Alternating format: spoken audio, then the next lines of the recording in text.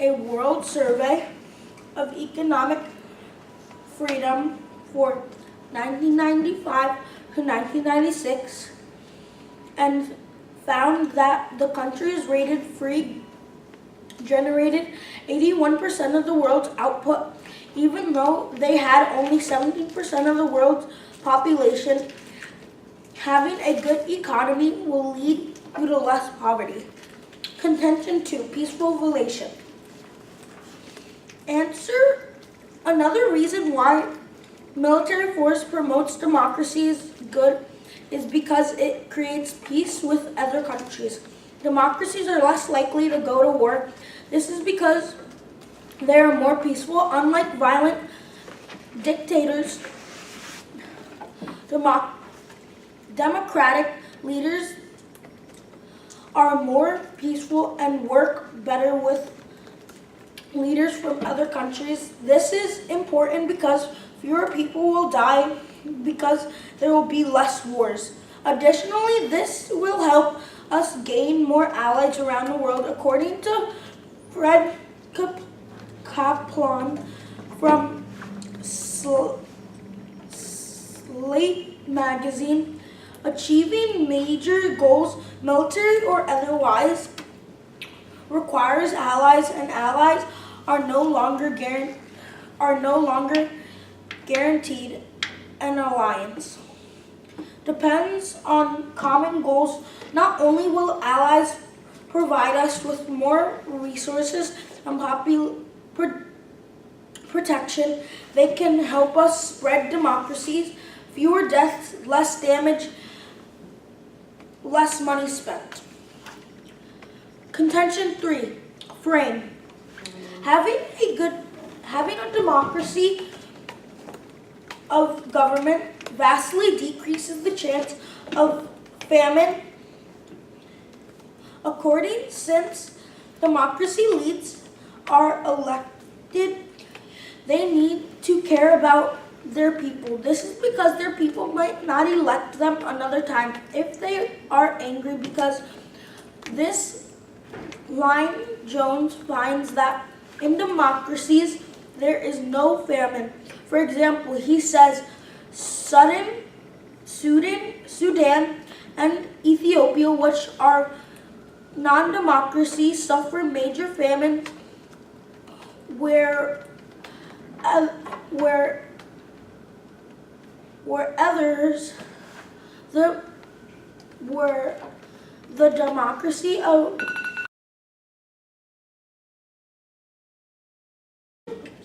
17% of the world has been going through poverty. Out of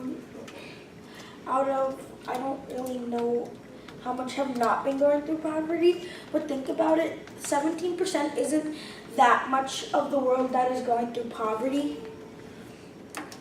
So let's say it's really just 83% of the world that's not going through poverty. And there's about,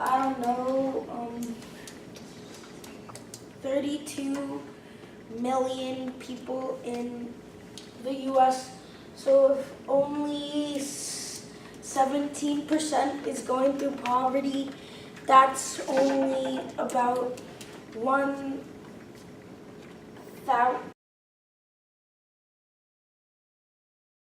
Okay, so when you said that democracies don't have famines, so what about the Irish potato famine? Wait, what? Alright, let me just ask a different question.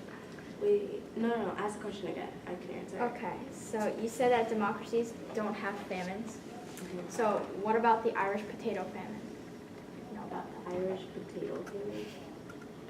So, okay, I've never heard of that Well, famine. a third of the people living in the island of Ireland died in the famine. Well, they ended up leaving to go to America.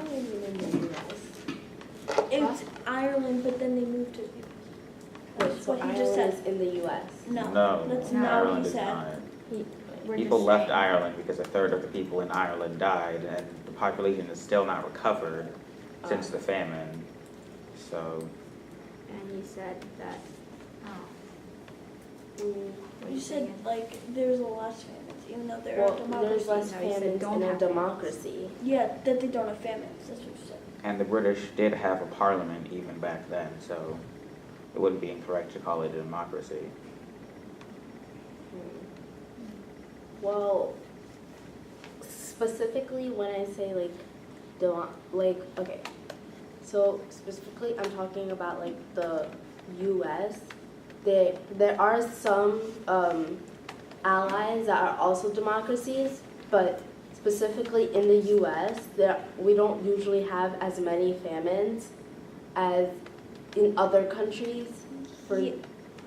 So- Yeah, but the topic is the U.S. has already used military power to promote democracy around the world. So Ireland is not the U.S., so it's a part of the world. It's another part of the world. So how can that be true? Well, okay. Well,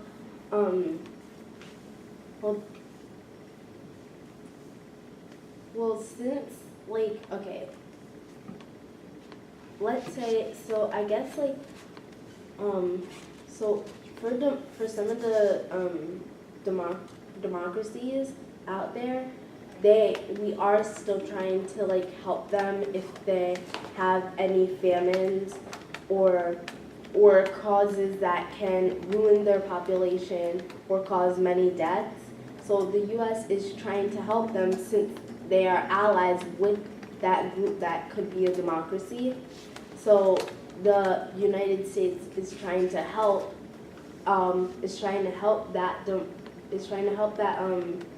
the democracy.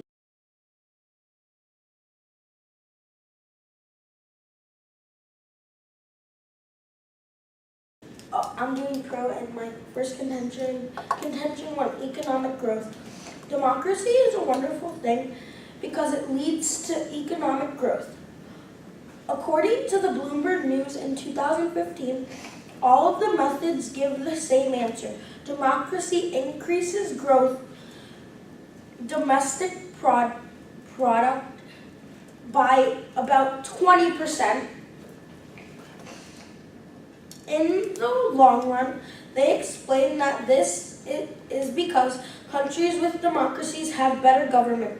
They pursue more economic performance, provide more schooling, provide more public goods, and reduce social unrest. Freedom House conduct a world survey of economic freedom for 1995 to 1996. Even though they had only 17% of the world's population, having a good economy will lead to less poverty. Contention 2. Another reason why military forces promote democracy is because it creates peace with other countries. Democracies are less likely to go to war. This is because they are more peaceful, unlike violent dictators. Democracy leads a more peaceful and work better with leaders from other countries. This is important because fewer people will die because there will be less wars. Additionally, this will help us gain more allies around the world. According to Fred Kaplan, State Magazine, achieving major goals, military or otherwise, requires allies, and allies are no longer guaranteed an alliance. Depends on common goals. Not only will alliances provide with more resources and more protection, they can help us spread democracies. Fewer deaths, less damage, less money spent. Contention 3, famine. Having a good democracy system of government vastly decreases the chances of famine. Since democracy leaders are elected, they need to care about their people. This is because their people might not elect them another time. If they are angry because Leanne Jones finds that in democracies there is no famine. For example, he says Sudan and Ethiopia, which are non-democratic, suffer major famines, whereas the democracies of Botswana and Zimbabwe did not. He also cites the economics in Amartya Sen, who concludes that one of the remarkable facts in the terrible history of famine is that no substantial famine has ever occurred in a country with democracy, form of government, and re-elective free press thanks to democracies. Famines have not occurred in democracy countries. On the other hand, non-democratic countries have many severe famines that caused their population to decrease. Famines can be extremely bad. Sir, families' unusual happiness happen in the last democratic country. The countries that have experienced very severe famines is the Soviet Union, Ukraine in the early 1930s, China, Ethiopia, Somalia,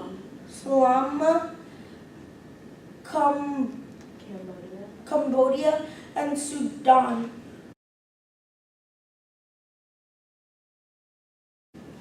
Like we said, that it leads to more allies and less dictatorships.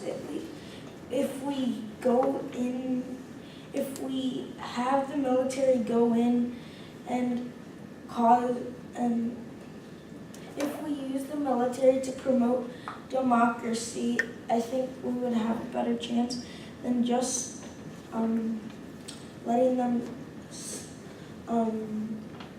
stay a non-democracy country, because then the population decreases and it will cause more wars. And the more wars that happen, the more people die. Although you said it leads to war, it really doesn't. And it leads to less poverty, because more people could have businesses and they could make more money. So they would have houses and there would be less poverty.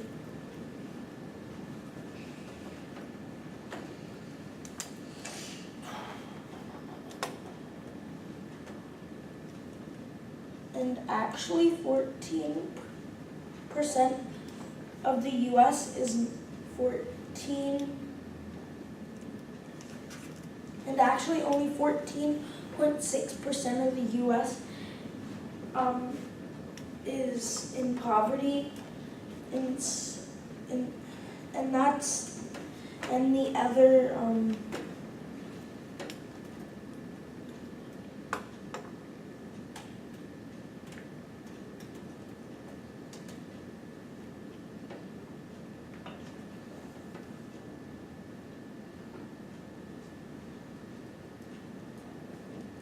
and the other 86% is not in poverty.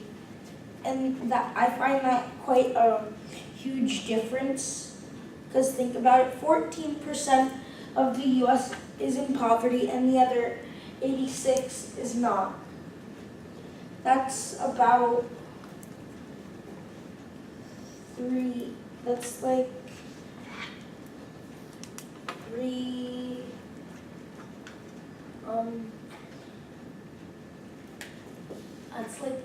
million people. No, that's like 1 million people in poverty, besides the 3 trillion in the world.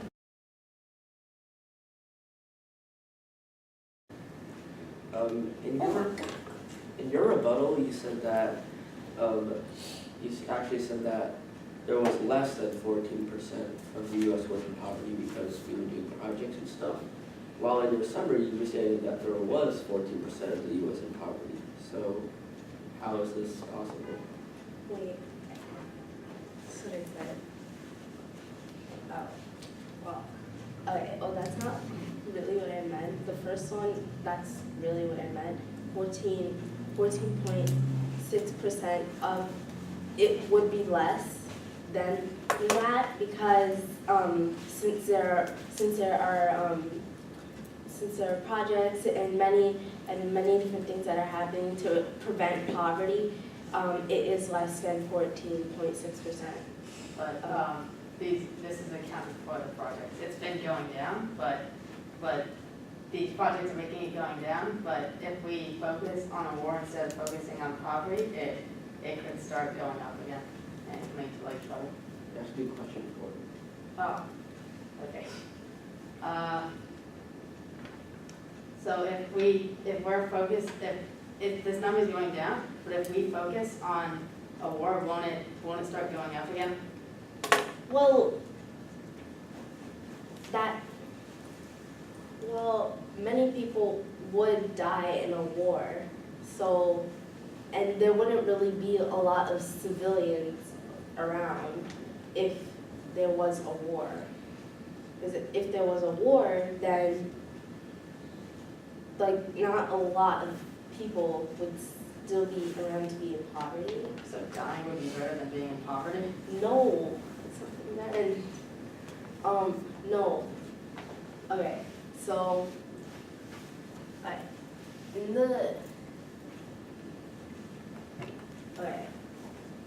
so your question was that in wars, many people will go to poverty.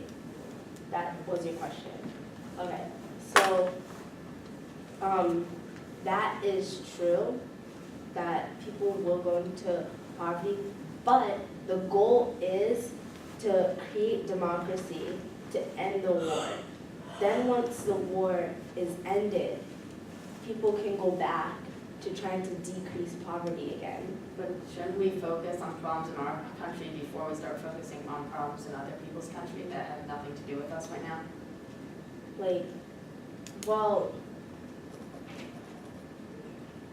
Okay, so we are focusing on problems in our country, but also our country also has gotten pulled into some problems that haven't had anything to do with us in the first place. So some problems have pulled the U.S. into the problem. So we have been focusing on trying to decrease poverty in our country. The only problem was that the U.S. has been pulled into the U.S. has been pulled into many problems that have nothing to do with them in the first place.